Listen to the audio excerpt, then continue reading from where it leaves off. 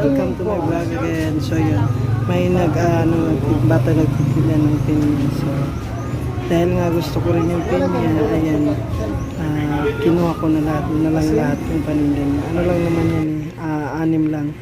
So binayaran ko na yung 6 kasi tag-10 lang bawat isa. So wala pa siya dalang suka, pero okay lang yun kasi gusto ko naman talaga ng pinya.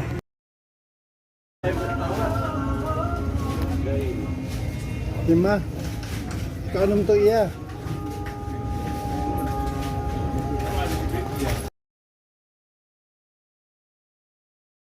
Ano ang mga nagdalag suka?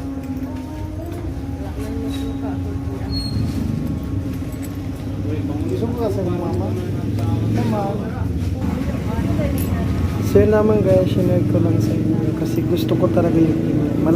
Malakas ako kumain ng pinya. So thank you sa panonood.